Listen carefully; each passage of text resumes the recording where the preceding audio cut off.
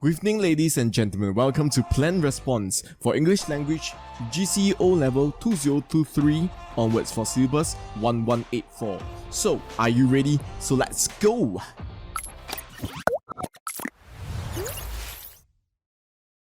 First, before we start, we need to look at assessment objective. So for plan response, your idea is to present your own ideas and opinions fluently and effectively to engage the listener. So if you do not engage the listener, you need to work on that. So this is what we need to focus on today. So what is plan response? It is part 1 of paper 4, and it is the part where candidate needs to plan and deliver a response to a video clip and a company prompt, which is only one and presented on a computer screen.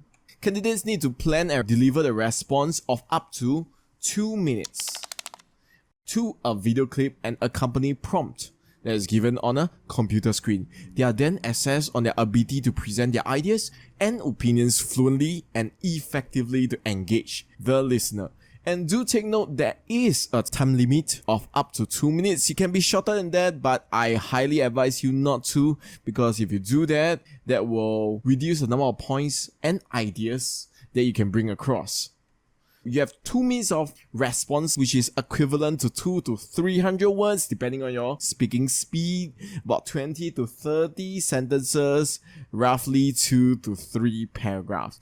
And familiarization is key, meaning that you need to be familiarized with the 2 minutes of timing, even though you might or might not have access to the time, but it's important to have a rough gauge of how long is 2 minutes and how many words you can actually place inside 2 minutes, which means that you can't blabber on without any sequence or organization.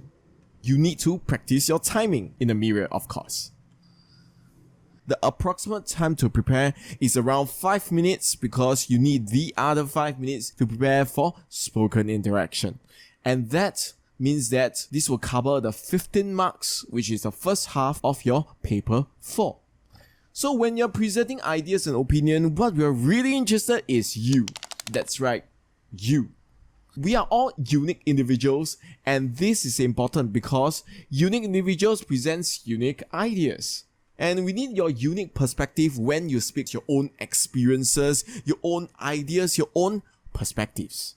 Let's take a look at the band descriptor describing the marks that you will probably have to consider very thoroughly. When we take a look at this, the assessment criteria, which is at the top, talk about the development and organization of idea, which means they actually expect you to organize your ideas. So if you do not arrange your ideas in a sequential order that allows people to understand you clearly, then you will be in serious trouble. Next, we'll be talking about the expression of ideas, where you need to express yourself. Alright, let's take a look. We are interested in Band 5. We would like to score full marks. That's right. So, for a Band 5 answer, we are looking at a well-considered response, which is well-developed and organized. And also, it uses a wide range of well-chosen vocabulary and structures. So let's take a look at the first point. Well-considered response. The well-considered response covers multiple or contrasting perspective. What do I mean? It means that you need to be able to consider a number of them, which means that you cannot restrict to only one perspective, and sometimes perspective that contrast against each other that allows you to showcase the width of your response is most ideal. Let's take a look at how we can achieve that. We can use circles, which is from generic to specific, or we can use time from past to present, or in fact we can use problem solution. Let's take a look. So circles we are talking about the general to the specific. When we talk about specific, we're talking about something that is very specific to you. We're talking about individual, which is at the bottom. So general is talking something along the line of global. So global, the next part will be the region. For example, we are living in the Southeast Asia, so that will refer to the Southeast Asia region. Next, we talk about nation or government, because they are very closely linked. Each nation usually has its own government, or in in Singapore case, we have national government instead of a state government. Next, we talk about community. Which community do you come from? Next, we talk about the school that you perhaps study all the time. And you have friends and family, which are an important aspects of our life. And last but not least, our own individual ideas and perspectives. As here's an example, there's a wide variety of food all over the world. While most people in Asia, which is a region, enjoy rice as a staple, those in the West, which is also another form of region, are more accustomed to bread and potatoes. However, in Singapore, we are home to plenty of cuisines. This example starts from general, which is a global, then zooms into the regions, and then to a specific country, which is called Singapore. So, let's talk about time. When we talk about time, we are talking about the past to present, or from the present right back to the past. So, an example, when I was a child, I dreaded vegetables and refused them in my meals. No! God, please, no! No! But as I grew older and more health conscious, I started to adopt a more balanced diet. Nowadays, I make sure I add some servings of fruits to my meals. This example starts from the past habits and move on to how it's evolved throughout one's life, even to present day. So next, problem solution. Problem solution, let's take a look at an example. At times, I cannot make up my mind which is a problem about what to eat. With a variety of food at my food centers, I am simply spoiled for choice. My friend has shared a tip, which is a solution with me though, to go for the stalls with long queues. After all, good food is worth the wait. So there is a problem and a solution.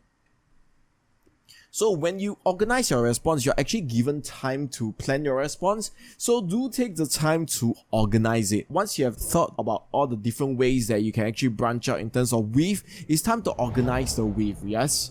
So you must think about what strategies you want to use. It's important to organize your thought in a clear and coherent manner, which means that you have a logical flow of ideas. So use sequence markers such as firstly, secondly, and lastly to organize your ideas, because anything beyond that probably will exceed your 2 minutes. When we talk about a well-developed response, a very famous structure that is often taught is called the PEEL structure, which is the point, evidence, explanation, link. So you introduce and make your point, which is your main idea. You support it with evidence, research, reference, an example, even a quote, or even most importantly, your own personal experience, because that brings across your own unique perspectives. So explain your evidence and how it actually helps you make your point in the context of your response, and you have to link it back to the question or to the next point. This is a clear indicator of answering the questions. In writing, your examiner may be able to refer to your previous writing, but when you are speaking, your examiner may not be able to refer back to the point when you're talking about the evidence and explanation. So here will be a very good chance to iterate your point and make sure that you answer the question, which is the prompt. Next, we talk about a wide range of vocabulary. A wide range of vocabulary refers to the synonyms which you can plan associated with the vocabulary that you want to use. So my advice would be to target the 4 big areas: the noun, which is usually the hardest, the verb, the adjective, and the adverbs. Let's take a look at how we can work the 4 big categories by choosing wisely. Well-chosen vocabulary targets the nuances and aims at achieving a certain effect, which is the definition of well-chosen. So it means that you carefully select certain words to produce a desired effect, or apt meaning suitable words. So when you choose your words well, it makes a big difference. Let's take a look at a few examples. Let's take a look at adjectives. So when we talk about determined versus stubborn, determined has a more positive connotation as compared to stubborn, which is usually negative. Actually, the meaning is rather similar. They are talking about someone who stick to their decisions. Whoever governs Singapore must have that iron in him.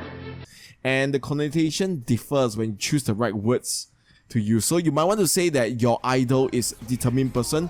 You might not want to say that they are stubborn, because they after all are your idols. We can use other words such as adamant, resolute, indomitable, which are all positive words, to replace determined. Definitely not stubborn. Yeah, I wouldn't use it. a wide range of well-chosen structures. What do I mean? So, structure are divided into 4 categories. You have simple, which shows a short idea. It's ideal for clarity when your sentence needs to be short. So, complex structure shows subordinating ideas. Is ideal for elaboration. Remember the PEL structure? That will be under your explanation. Under compound, it shows a relationship between ideas, words such as fanboys, and is ideal for compare and contrast, such as when you have ideas that are similar, you might want to use and ideas that are different, you might want to use but. Complex compound. Use this sparingly because this might be hard to process when you are speaking and the sentence might actually become grammatically incorrect. Your sentence will be very hard and absolutely a chore to decipher, so you might want to use this sparingly. So, we take a look at a famous writer. His name is Ernest Hemingway. This is a sentence that he wrote. He said he looked at the sky and saw the white cumulus built like friendly piles of ice cream, and high above were the thin feathers of the cirrus against the high September sky. So, there are a number of words that are highlighted, and it's important to take note of all these words because they help to create the right image in the audience that you're speaking to. You don't actually need to be exactly like him, you actually need to learn from him. That's right. So, what you actually need to learn is, for example, like friendly piles of ice cream is a simile. You can use that in your description to be more vivid in your description. And you can use metaphors such as thin feathers of the cirrus against the high September sky.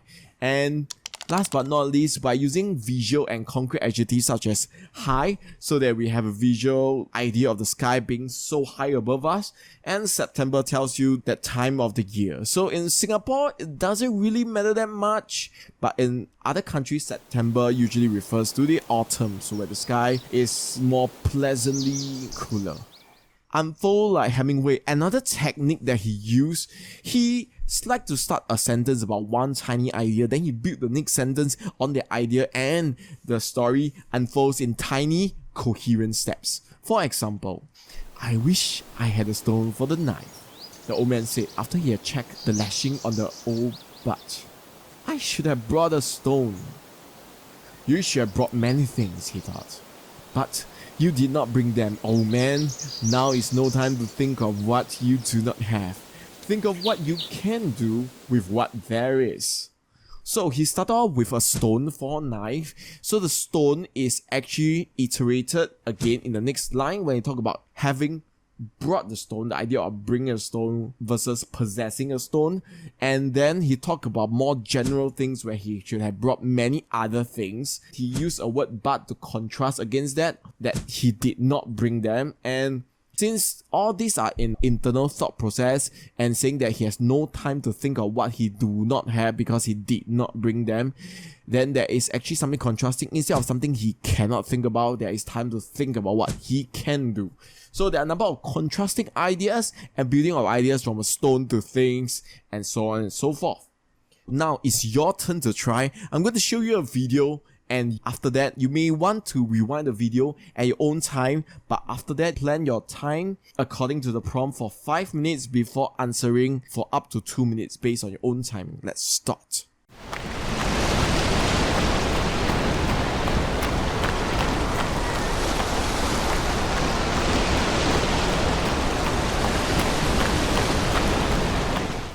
Well, that's it. You have watched a video of someone running. As you watch the video, think about how you respond to the following prompt. The prompt is, does exercising such as running appeal to you? Why or why not? Well, you can make notes on the paper that is provided, which means it's not done online, and refer to them during the examinations. You can, but your notes will not be accessed. At the end of the examinations, the notes must be handed in to the examiner, meaning that you cannot keep the notes after. So at the end of examination, the notes must be handed in, which means you cannot bring out of the examination room. So do take note that the notes can be used as a crutch. It doesn't mean that you're crutchless, but you cannot we keep referring to them because after all, there is a time limit of 2 minutes. So if you are spending time reading, you are not talking per se. So the prompts, does exercising such as running appeal to you? Why or why not? I hope that you can try after this. That's all for today. Have an awesome day.